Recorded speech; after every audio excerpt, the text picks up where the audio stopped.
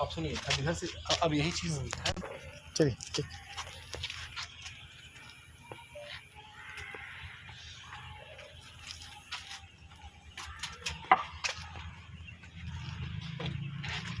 जी आपका परिचय आप अकेले दीजिए। मैं डम्पी तिवारी, राष्ट्रीय अध्यक्ष किसान समाज सेवा से। डम्पी जी, विकलांग भाइयों को लेकर क्या कुछ आप कर रहे हैं या करने की ठान रहे हैं?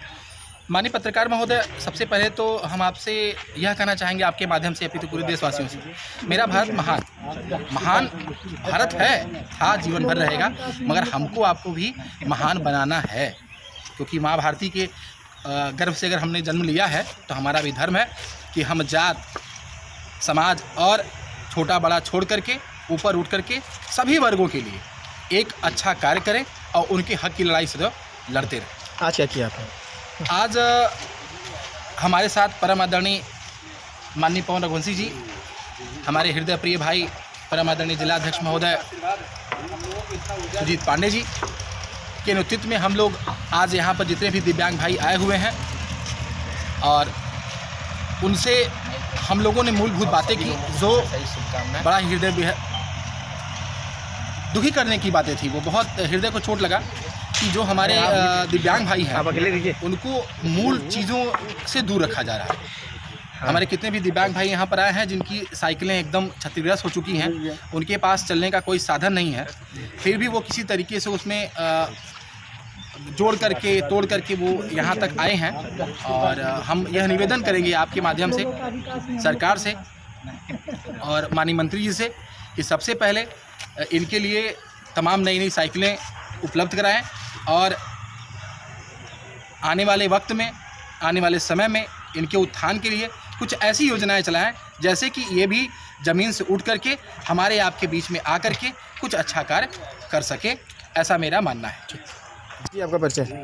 मैं सुजीत पांडे, समाजवादी पार्टी के लुधियावानी का बनारस का जिला अध्यक्ष। क्या कुछ मुहिम आप चलाने वाले हैं दिव्यांग भाइयों को लेकर? देखिए, दिव्यांग भाई को हम लोग कल मिले इनसे और बड़ा कष्ट हुआ इनसे मिलके कि देखिए इतने दिव्यांग हैं बेचारे सही शुभकामनाएं और चलते फिरते हैं और कितना मेहनत करके ये देखिए बाबतपुर से आए हैं। करीब यहाँ से 25 किलोमीटर होगा। 25 किलोमीटर ये लोग गट्टा के बल पे, इस हाथ के बल पे चल के आते हैं। हमारी यही मांग सरकार से, उत्तर प्रदेश सरकार से, जिले के जिला अधिकारी, यहाँ के बनारस के जिला अधिकारी हैं कि इन लोगों भाइयों को सोलर सेल जो इलेक्ट्रिक गाड़ी आ रही है आजकल उसको उपलब्ध कराएं और इनका जो मासिक पेंशन है 500 से 5000 किया जाए। और यहाँ के शिवपुर विधानसभा के विकलांग के मंत्री हैं अनिल राजभर जी से मेरा अनुरोध है और मैं विपक्ष के नाते उनको ये चेतावनी देने की कोशिश कर रहा हूँ कि अगर आप इस विकलांग भाइयों की सुनने की कोशिश नहीं करेंगे तो सभी नौजवान और जितने संगठन के लोग विपक्ष में आपको घेरने का काम करेंगे।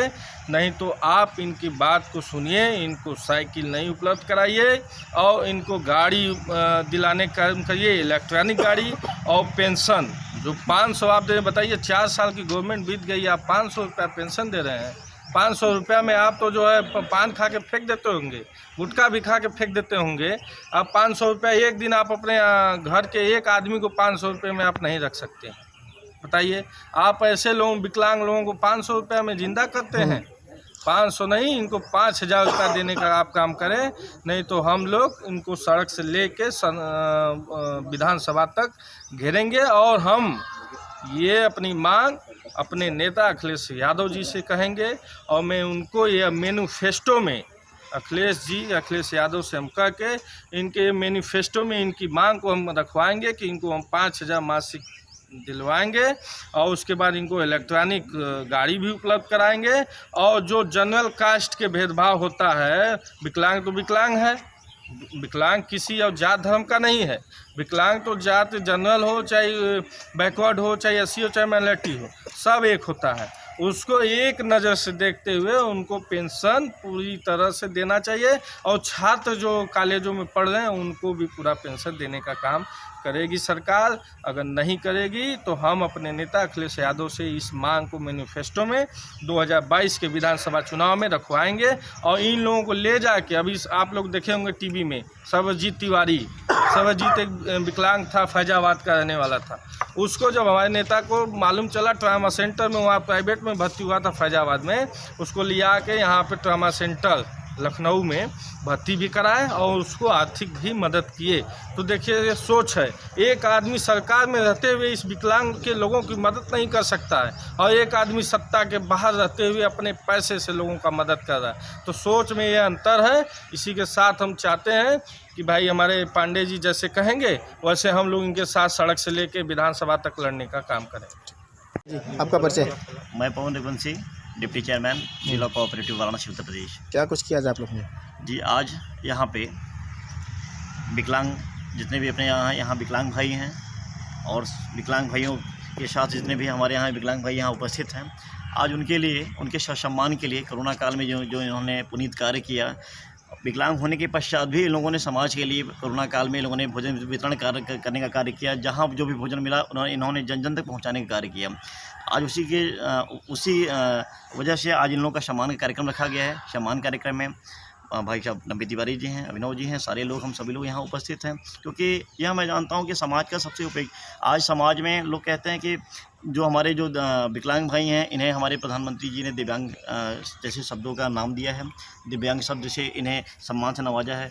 लेकिन कहीं न कहीं आज यह अवस्था में मैं अपने विकलांग भाइयों को देख रहा हूँ तो मन हृदय बड़ा विदीर्ण हो उठा है, क्योंकि हमारे जो सूबे के कैबिनेट मंत्री जी हैं माननीय अनिल राजभर जी हैं, मैं उनसे अनुरोध करूँगा कि आप विकलांग कल्याण समिति के आप अध्यक्ष भी हैं, आप इन विकलांग भाइयों की जो ट्राईसाइकिलें हैं जो ख़राब हो चुकी हैं, जो टूट चुकी हैं, जो जर्जर अवस्था में हैं, इन्हें बदलने का कार्य किया जाना चाहिए।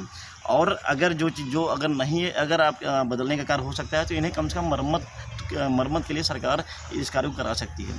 अभी जैसे कि हमारी बात हो रही थी, हमारे जो भाई साहब हैं इनसे कि विकलांग पेंशन के लिए बात हो रही थी। विकलांग पेंशन सरकार, उत्तर प्रदेश सरकार इन्हें 500 रुपये की सहायता, आर्थिक राशि हर महीने इनको प्रदत्त करती है। तो चूँकि मैं सरकार से अनुरोध करूंगा, माननीय मुख्यमंत्री योगी आदित्यनाथ जी से अनुरोध करूंगा कि इन विकलांग भाइयों की दिल्ली की तर्ज पे, जिस प्रकार दिल्ली में 5000 रुपये प्रति माह भत्ता इनको मिला करता है, तो मैं 5000 प्रति माह के भत्ते की तो मैं वादा नहीं कर सकता हूँ, ना मैं बात करूँगा। मैं यह कहूँगा कि हमारे विकलांग भाइयों को प्रतिदिन एक दिन के हिसाब से 100 रुपये के हिसाब से, प्रतिदिन 100 रुपये के हिसाब से इनको मिलना चाहिए। जो महीने में 30 दिन होते हैं, इन्हें 3000 रुपये इन्हें मिलना चाहिए, जिसके लिए हम सरकार से बात भी करेंगे। हाँ, अभी यह बात हो रही थी कि इन्हें जो खाद्य संसाधन है, गेहूँ, चावल, अनाज हैं, ठीक है। अनाज में मैंने इनसे पूछा भी, अगर आप लोगों को कहीं से कोई दिक्कतें आ रही हैं या अनाज उपलब्ध नहीं हो पा रहे हैं तो आप हमें बताएं, हम खाद्य पूर्ति अधिकारी डीएसओ से हम बात करेंगे। बात करने के बाद जो भी संभव मदद होगी कोऑपरेटिव से हम इन्हें मदद कराने के लिए संकल्पबद्ध हैं। और मैं आज यह बात कहता हूँ कि आज हमारे जो समाज में जो दिव्यांग भाई हैं, यह हमारी रीढ़ हैं, यह किसी के बल पे नहीं है, यह किसी से मांगते नहीं हैं, यह खुद से अपने रोजगार का अपना खुद से स्वरोजगार करते हैं और रोजगार के माध्यम से अपनी आजीविका पार्जन करते हैं, अपना भी करते हैं, साथ में इनके पीछे जो परिवारजन हैं उनके लिए भी यह करते हैं। हाँ, लेकिन मैं वाराणसी नगर निगम जिला प्रशासन से यह बात मैं करूँगा, नगर आयुक्त गौरंग राठी जी से मैं इस संदर्भ में बात करूँगा कि जो हमारे दिव्यांगजन भाई हैं इनके लिए नगर निगम के हर जहाँ भी नगर निगम है वहाँ किनारे सड़क किनारे इन दिव्यांग भाइयों के लिए कोई न कोई